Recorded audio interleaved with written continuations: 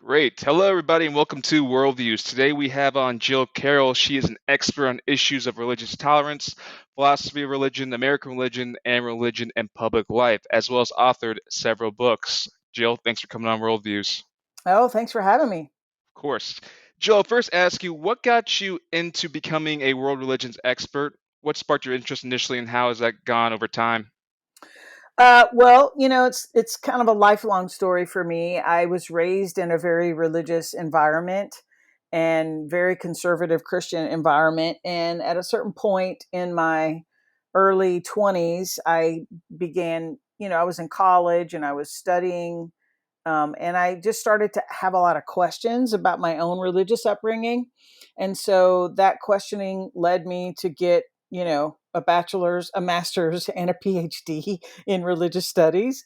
And over time, it was an obsession for me. I I love the questions that religion asks about life and reality, and I love considering the answers that religion provides. And so it's just been an obsession of mine for most of my life. And I went and, did all my studies and got all my degrees and stuff with really no career in mind. I had no idea how I would make money with that or pay for my life. I was just obsessed. And it ended up working out. I was a college professor for a long time and have had an academic career, and, it's worked out fine. May I ask you where you stand religiously now? I haven't practiced a religion for, I don't know, 35 years. Hmm. So the phrase that I use for myself is I'm a pious agnostic. A pious agnostic. Interesting. Has has your study of world religions over time at all pushed you towards any type of moral or spiritual elements on your current worldview? I mean, you know, morally, in terms of ethical sensibilities, it's pretty generic. I mean, I think it's one that a lot of us are raised with, whether or not it's religious in origin. You know, try to be kind, tell the truth, don't steal, don't lie, don't hurt people, try to be a good person, do unto others. We have all these formulations that show up throughout the world's religions, include and then also in secular philosophies. So, I mean, I was raised with that, and I still adhere to that.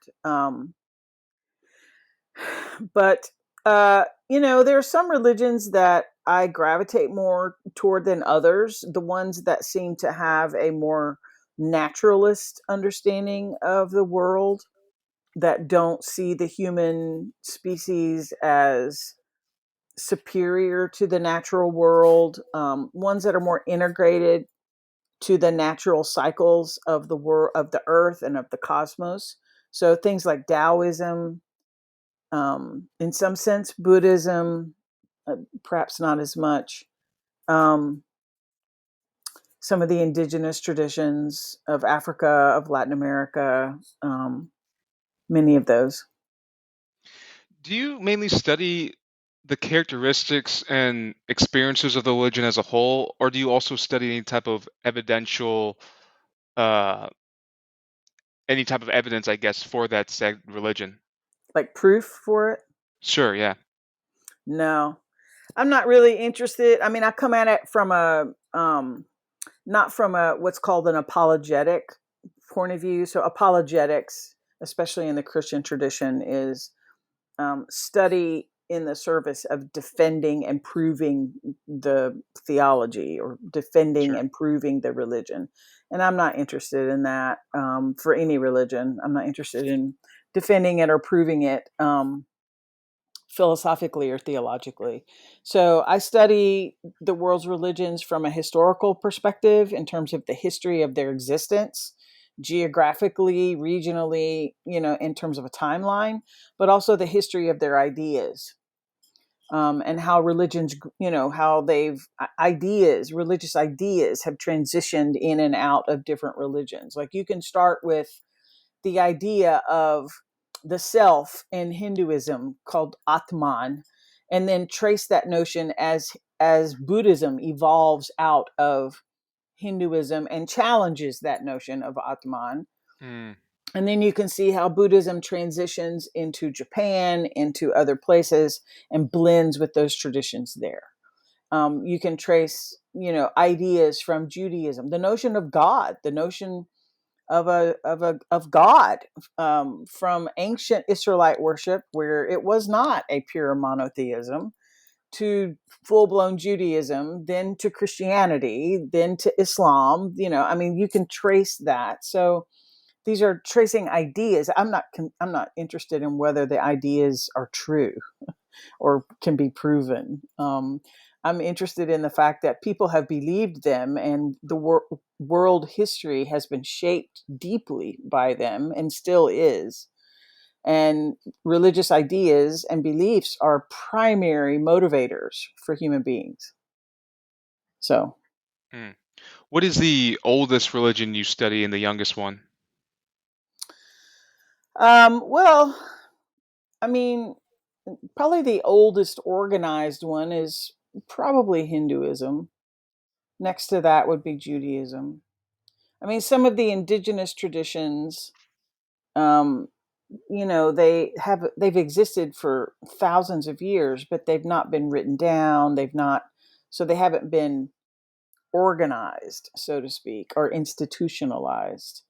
So it's hard. It's like, when does a religion begin, especially if it doesn't have a known founder? If it Mm. has a founder, you can begin it with that founder, the life of that founder. But in the case of Hinduism, in the case of many of the indigenous traditions, we don't know when they began.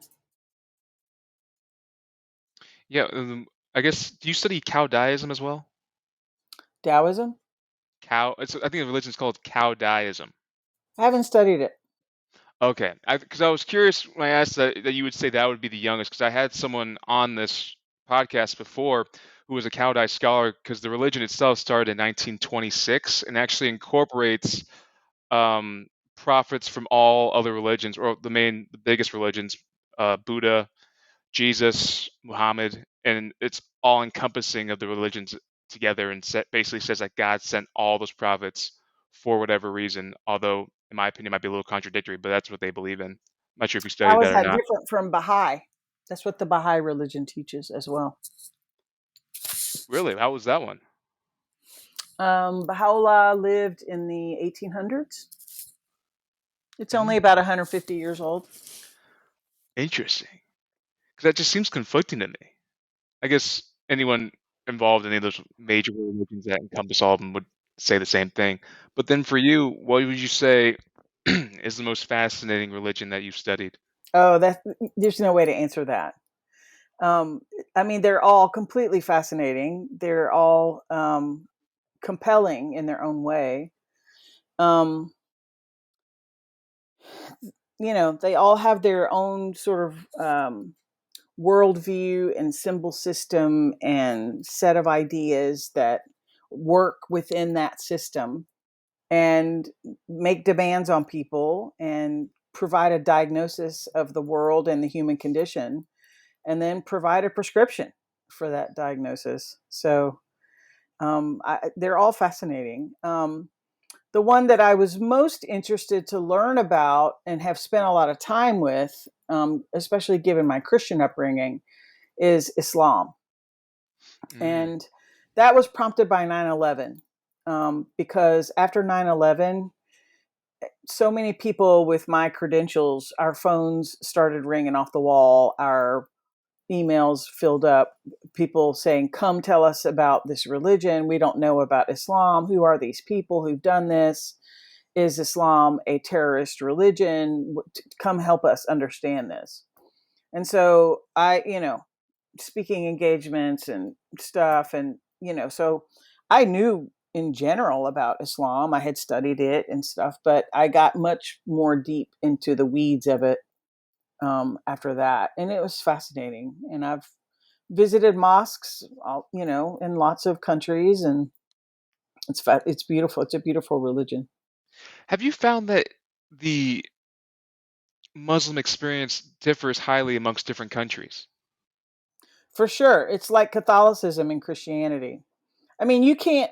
Islam is Islam is a global religion. It's the second largest religion in the world, and probably in the history of the world. Um, and it's fast growing, and it very much from the beginning it has taken on the attributes of whatever country is hosting it. So there are basic principles in Islam, but then the rest is really culturally determined. So Yeah. Islam in Indonesia looks very different than Islam in Saudi Arabia. Islam in Iran looks very different than Islam in Turkey. And all of them look different than Islam in the United States or in Canada or in the UK. And that's true for Catholicism, for example. Catholicism looks very different in the United States than it does in Spain or in Italy or in Mexico. So religions will take on the aspects of their host countries or cultures. Yeah, I'm curious. The Catholicism internationally, have you noticed that is it taken are there more rituals? Is it taken more seriously to a degree? Do you have any thoughts on that? Like how it looks from country to country?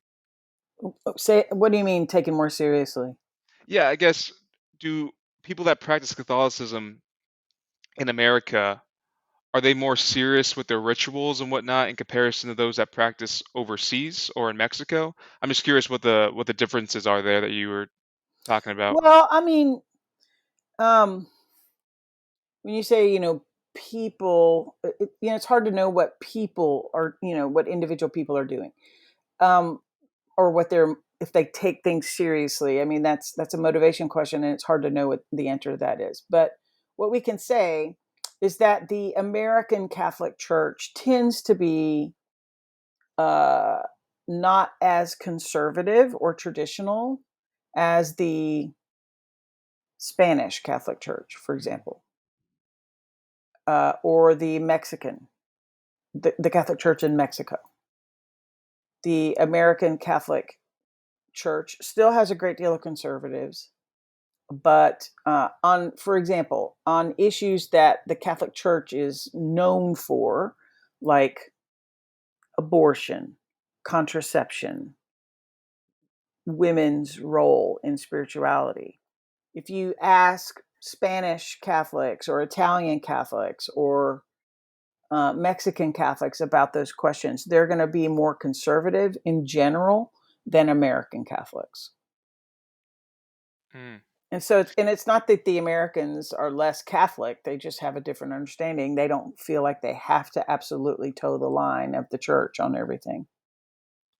Yeah. And do you find with the religions that you studied, because I've obviously noticed over time as I developed my worldview, my belief system as a Christian, that there's more than just Christianity that mentions Jesus. Like Islam even mentions it and whatnot. Have you noticed that Jesus is a character in more religions than one would think?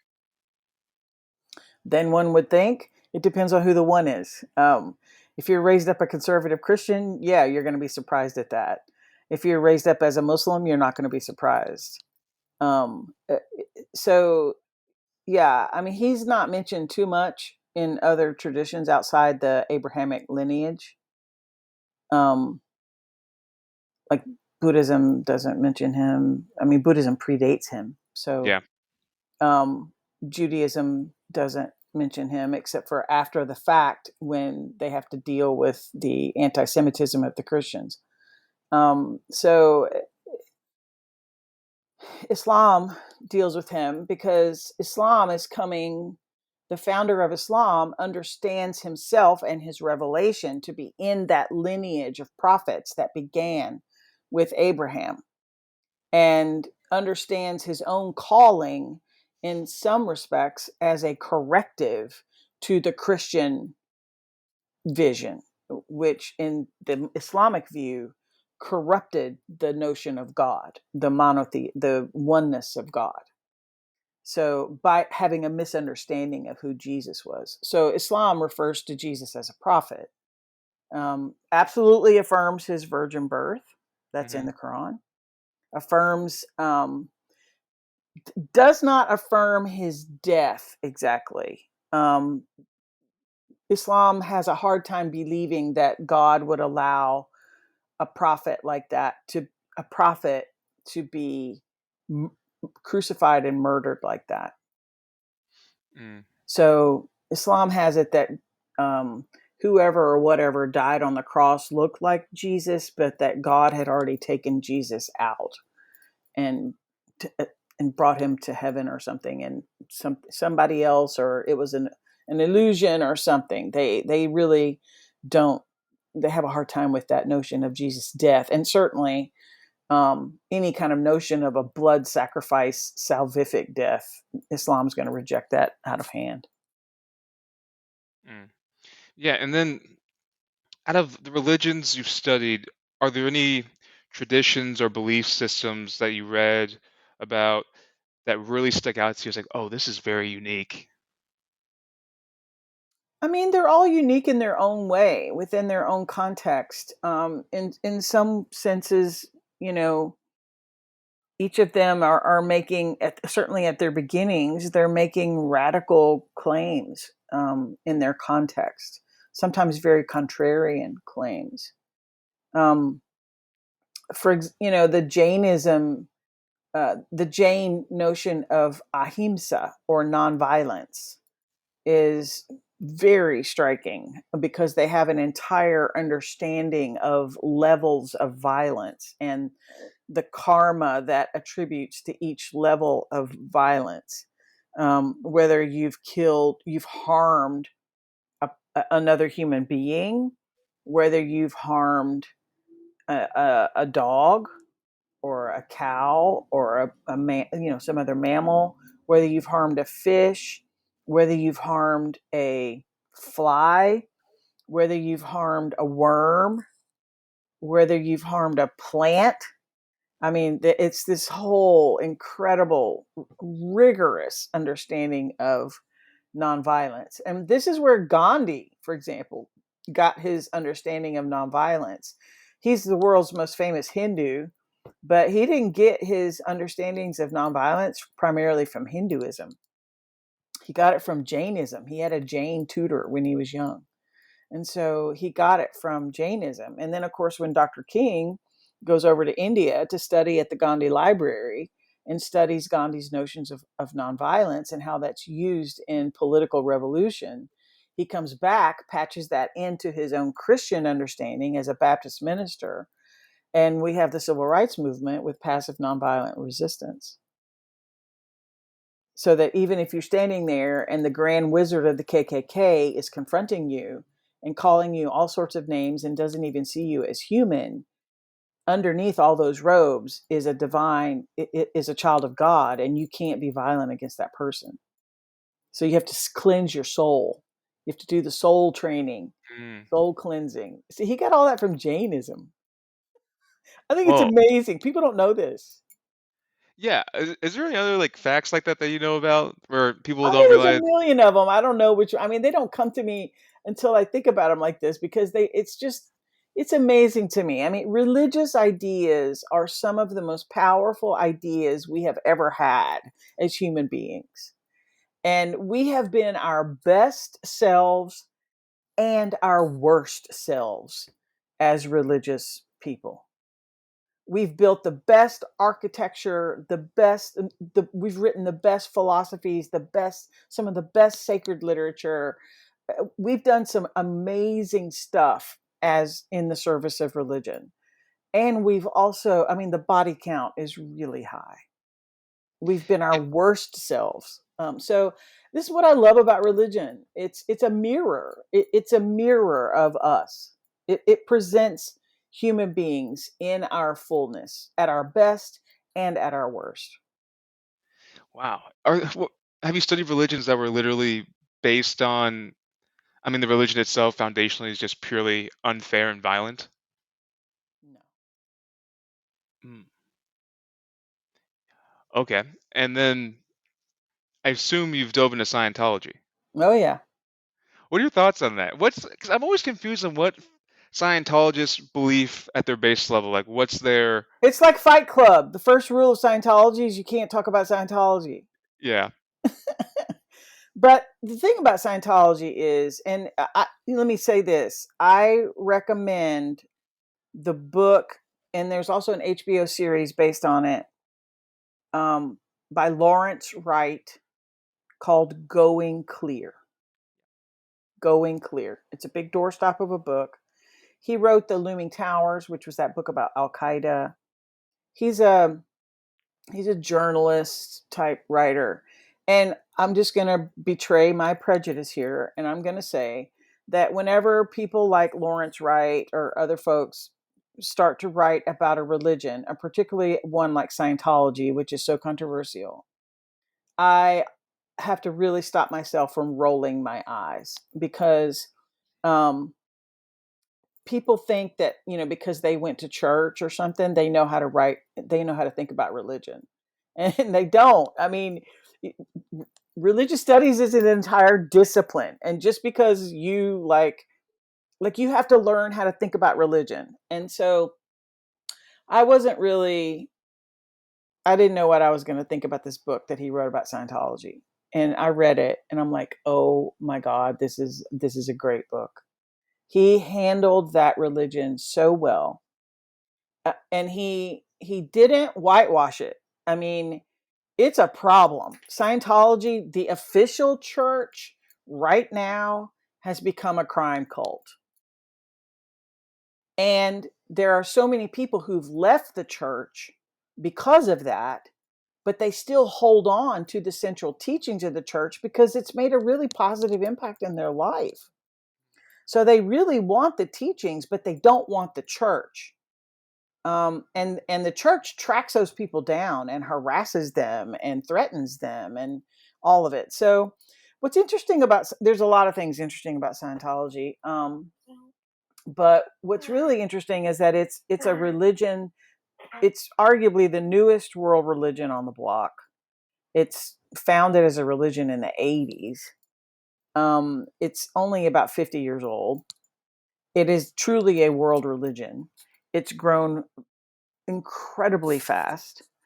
And part of that is because it comes of age in an era of mass communications and mass travel and and the internet.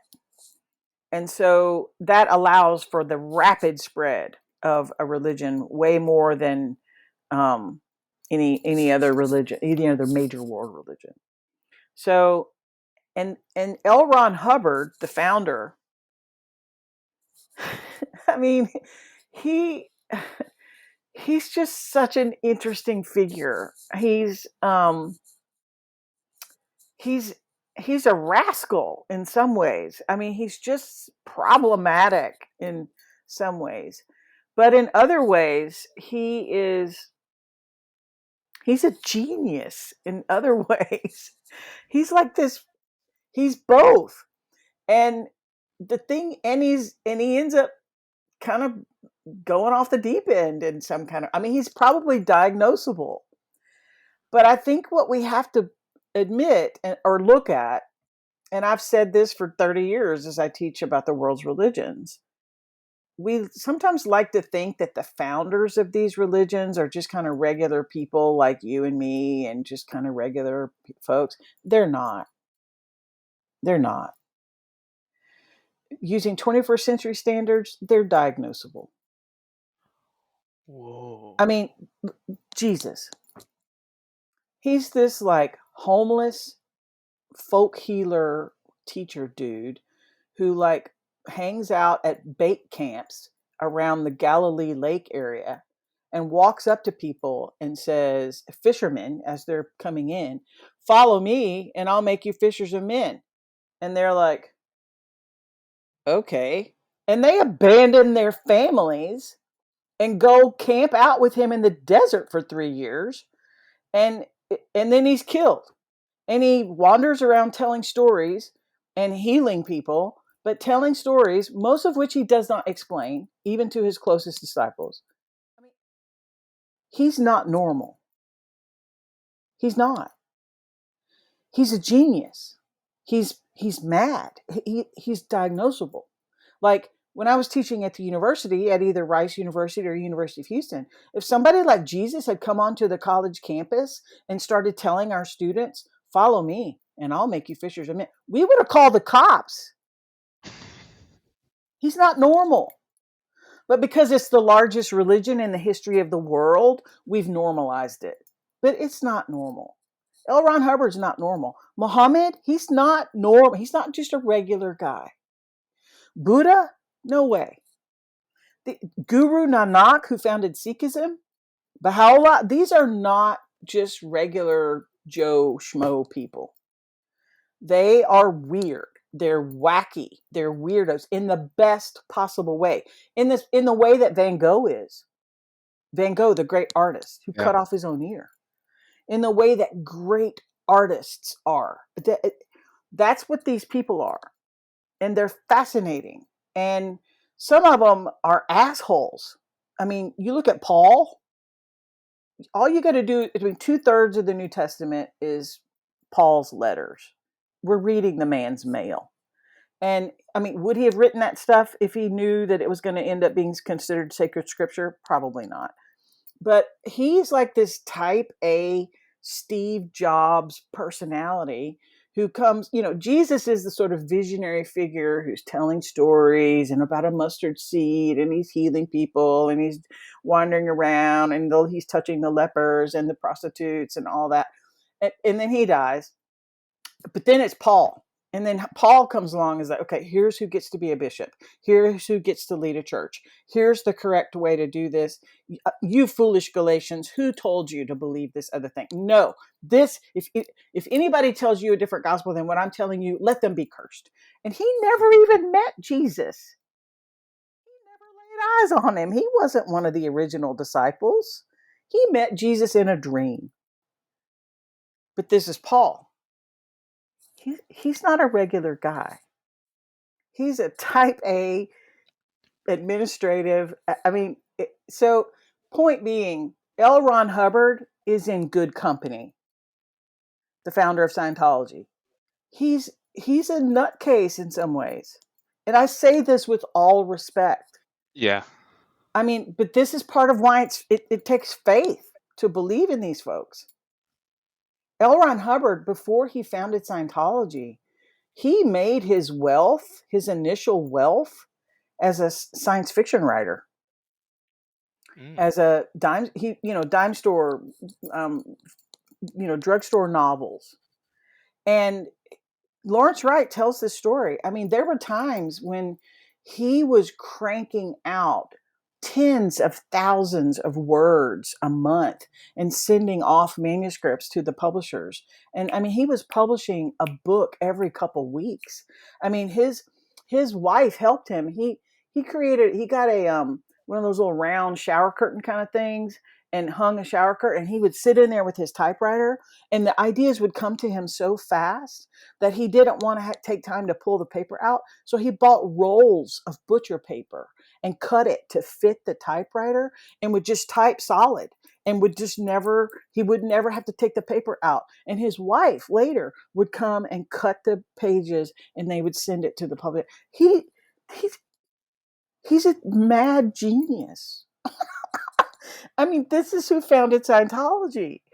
And so in a way, Scientology is just another incredible, imaginative, creative thing that he made up, Wow. and How people does it, believed it. how does a religion like that still have legs though? I ask because What there's do a you mean a religion like that? I guess because the stigma on Scientology now is pretty negative, I would say, because of, social media and Because global of the news being church, very, the actions of the church. yeah, because actually in the church. And I'm wondering how it still grows despite that being not common knowledge, but at least very Because the accessible knowledge. ideas are compelling. Can you explain those ideas? Yeah. Here's Scientology in a nutshell. All human beings are what's called thetans. A thetan. There's a Greek etymology to this, but it's basically we are an eternal soul, and we have existed forever. We're in this life. And so, but what happens is even maybe prior to our birth, but certainly after we're born, our mind gets imprinted based on it gets what's called engrams with certain experiences. So if we have a traumatic birth, or if our mother dies during birth, or we're not cared for when we're young, or whatever, and we have these negative experiences and they imprint on us, and so we go through life and we have these almost like images of these experiences that end up constraining our eternal self. And so the basic practice in Scientology is to clear. It's a practice of clearing, and you do this through the authorized coaching of the practitioners in Scientology. It's like Christian Science. Christian Science has practitioners who work with believers to accomplish healing in the body. Scientology has practitioners who are trained in the teachings of the church to do this coaching with people to help them clear. And as they clear those negative experiences, those negative insights, what we would might call limiting beliefs, whatever, they clear all that out, their true potential becomes possible, and they're able to love people more than they ever were able to. They're able to live without fear. They're able to be healthy and have joy and all of that. And this is very compelling. This is like religious therapy. Oh, I guess that's why it's called going clear. It's going Interesting. I didn't clear. realize. But I thought another belief they had some kind of, maybe this is one of their out there beliefs, was like aliens delivered humans to Earth, and Yeah, that. there's all this like cosmology that comes with the church, and it's hard to know. I mean, did L. Ron Hubbard really teach that, or was he just being a sci-fi writer? It's hard to know. And Mm, how central is that to the core teachings of the church?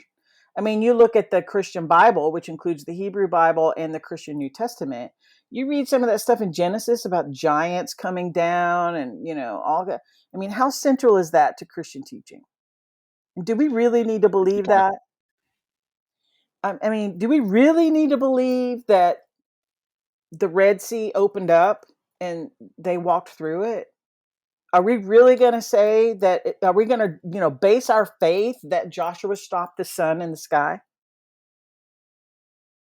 Is that really central to Christian teaching? So, Mm, how much is this alien thing central to Scientology? They get to say.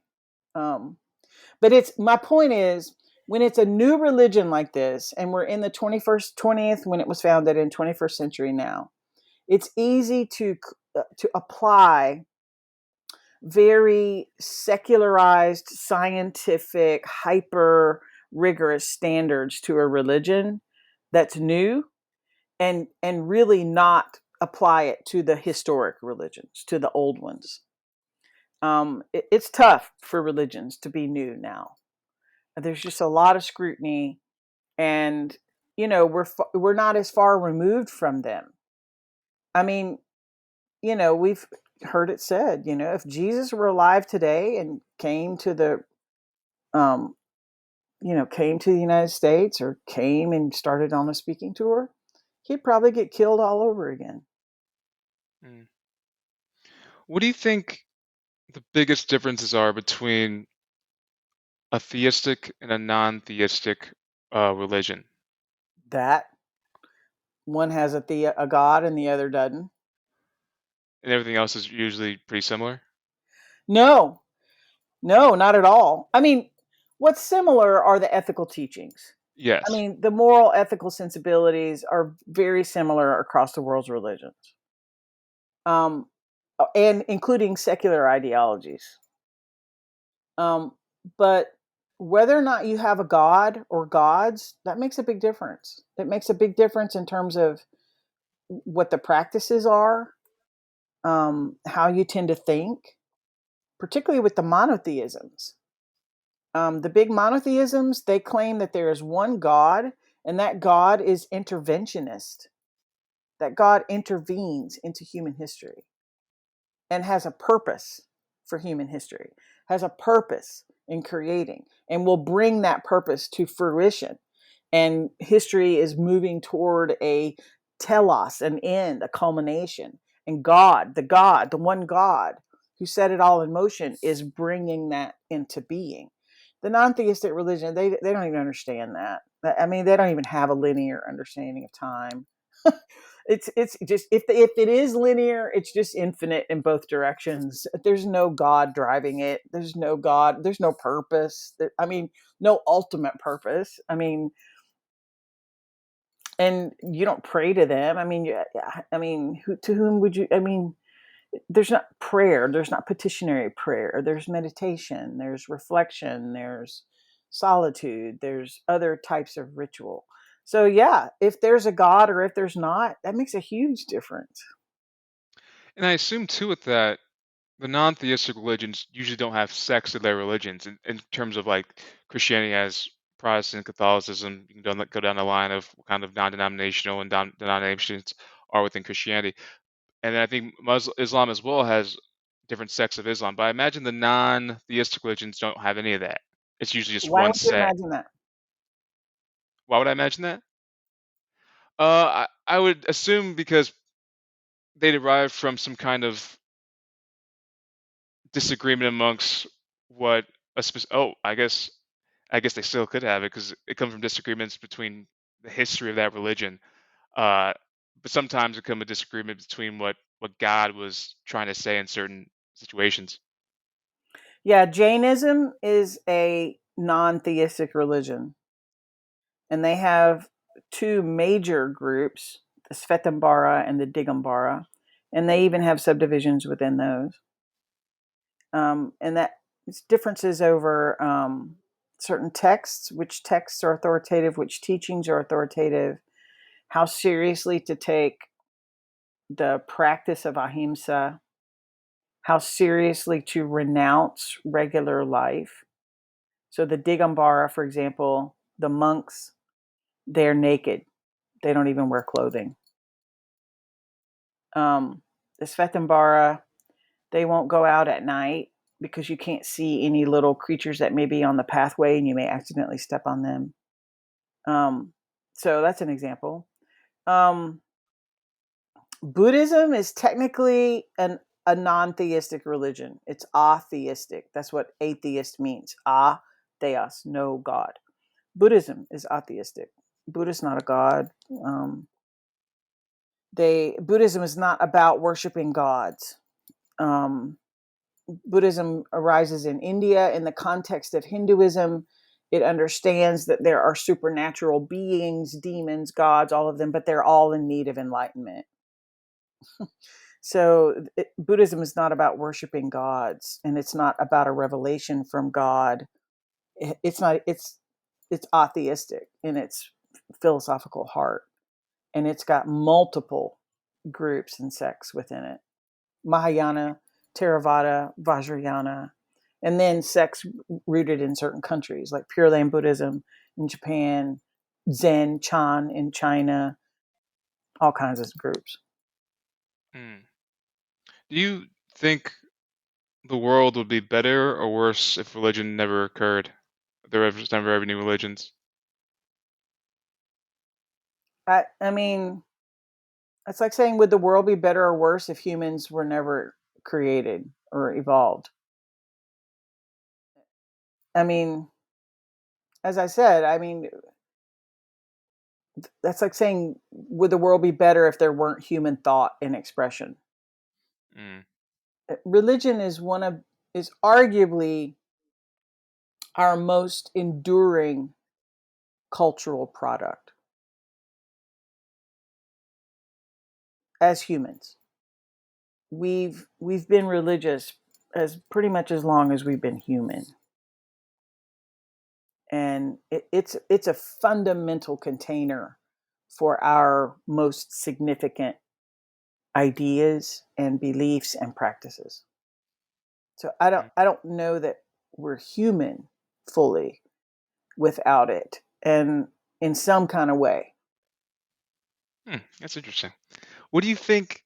Do you hold any type of definitions for what a cult is compared to religion, and how you kind of what the distinguish characteristics No, are? I mean, in religious studies, we're very careful about the use of the word cult, because it's mostly used in popular culture. It's used in a pejorative way, and um, and so we have to be very careful about who's using that term. A lot of times, people will use a term for a religious movement that they just simply don't like, and they'll call it a cult. And so you got to be really careful about that. Um, Also, the term cult has a technical definition in the world of religion, like, for example, the cult of Aphrodite, the cult of Athena, the cult of Dionysus. Um, this simply refers to the religious practices and priesthoods surrounding that the worship of that deity.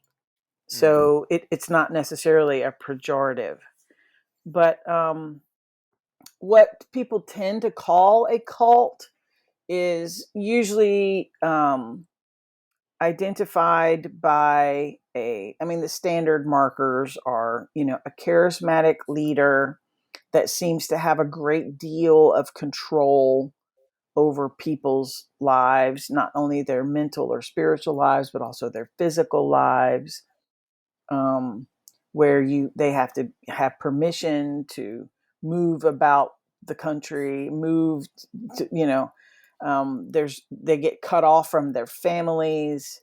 They're expected to be cut off from their families. If they're not believers, those types of things. And what what we see is that some of the religions that ended up being big major world religions, they they started out as personality cults.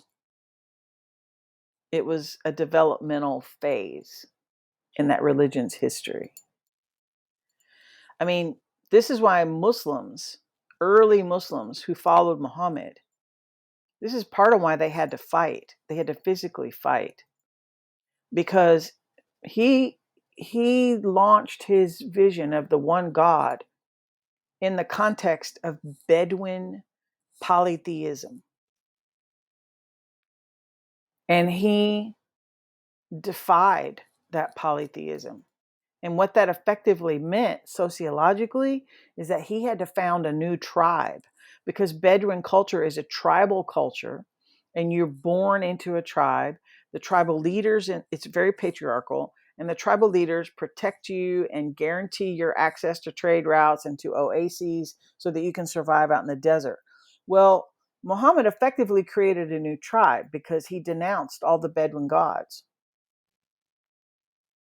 And so people who followed his vision of the one God left their tribes, left their families, and followed him into this new belief. And he had to do for his tribe what the other tribal leaders had to do for theirs: create alliances, make sure his people had access to water and oases and could conduct business across the peninsula. And he had to fight wars. So, I Mm. mean, that was its personality cult phase. It didn't stay there. It grew, and it needed new structure and new form and new leadership, and especially after he died. Same thing happened with the Jesus movement. I mean, what we see in the New Testament is not Christianity. It's the Jesus movement. The four gospels. Jesus isn't start. He wasn't even a Christian. He was Jewish. It's the Jesus movement. It's a personality cult, and they left their families.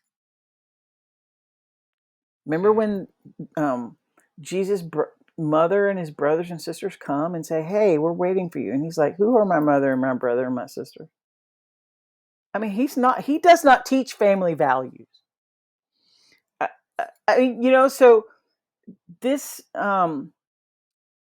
cult, personality cult, we have to be careful with that term, and we have to really just kind of look at it. And I mean, I think Scientology started as cult around L. Ron Hubbard.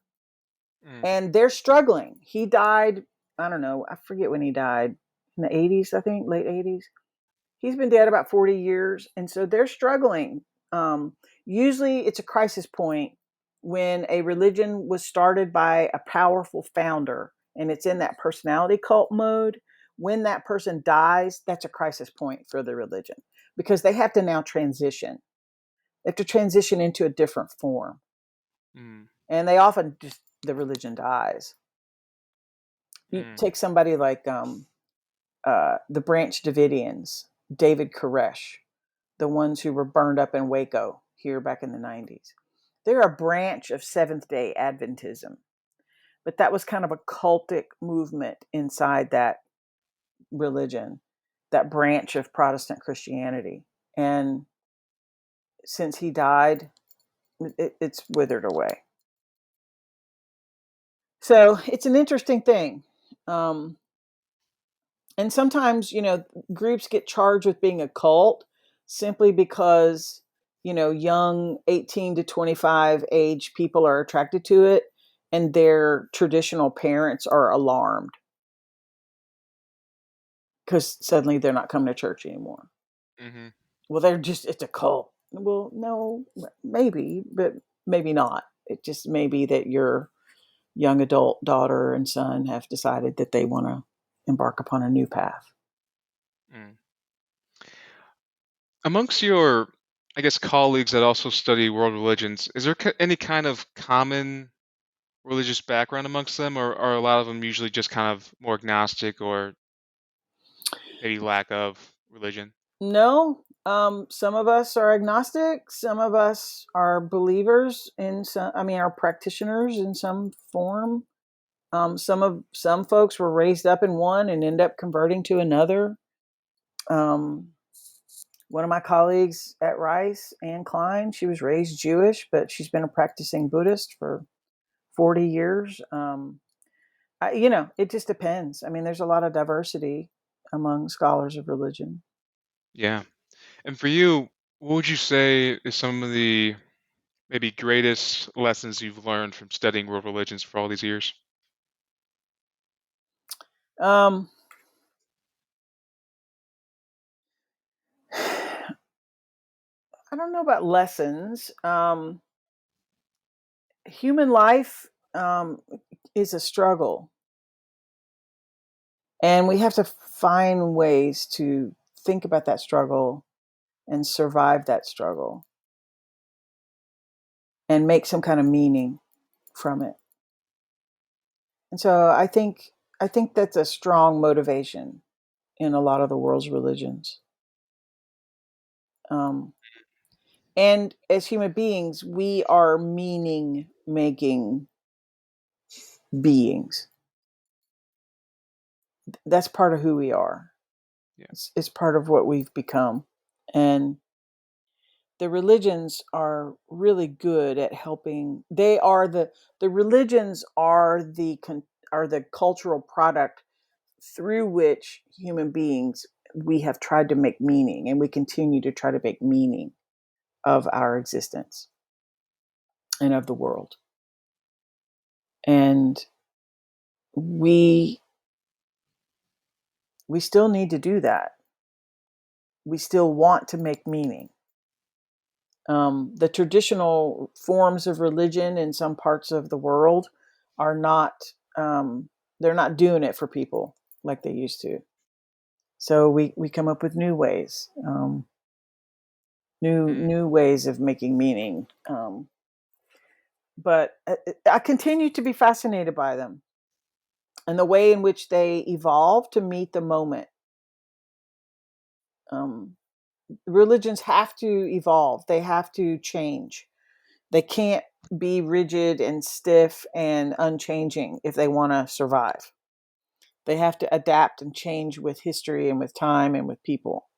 And so I'm interested to see how the religions, the different groups within the religions, how they're evolving to fit this 21st century moment, um, in which we're confronted with a climate crisis. We're confronted with weapons of mass destruction at a level we've never before seen in human history. Um, we're confronted with rising um, gaps between the rich and the poor, um, individually and collectively, in terms of the rich nations and the poor nations. We're confronted with, in this moment, the rise of certain forms of fascism and authoritarianism. And it's I'm interested to see how the people of the world's religions respond to those things. Me too. I'm very curious to see how that goes. Yeah. And I'm very curious to see what you'd say to this question. Uh, so let's say God came down to you right now and said, "You can ask me any question you want, just one, and I will answer it for you right now." What would you ask? What the actual? I mean, like, who are you? And what have you done? Like, for real, if there was an actual God that came to me, I would just have to say, who are you? And how am I supposed to worship you? Am I supposed to worship you? And did you do all this? What's this about? And these are sort of, you know, sarcastic, facetious versions of the deeper questions that the world's religions and the human beings in the religions are always asking. Who are we? Where are we? How did we get here? What's the point? Is there a point? How are we supposed to live? What are we supposed to do? What happens when we die? Will I see the people I love who've died? These questions animate all of religion. And so I would just ask versions of that if a God came down. And it was, I could believe that it was a God. I Mm, would ask those questions. cool. I appreciate it, Jill. Any final thoughts for our viewers? No, look, study them, experience them. If you live in the United States of America, we are arguably one of the most religiously diverse countries in the history of the world. And part of it is because our Constitution um, guarantees religious freedom. And so, even some dead religions, like the religion of the Norse god Thor, I mean, it comes back alive in the United States of America. I mean, I think they have a website or something. I don't know. So, I mean, go study them, go experience them, ask questions, look around. Not to become some, strict believer, but just to partake in the human tapestry of worldviews and beliefs and see this dizzying diversity in all of it. And it's beautiful. It's really beautiful. It can also be horrifying, but it can be so beautiful too. And it can help us. It can help us Mm, when things go awry, when things don't work out, when there's a dearth of meaning. The religions can help us. They can at least give us something to do. They can give us a ritual. They can give us a prayer. They can give us a poem. They can give us something to do when we don't know what else to do. And that's worth something. mm. Very nice. Well, Jill, appreciate it. Thanks for coming on. Yeah, thanks for having me. I enjoyed it.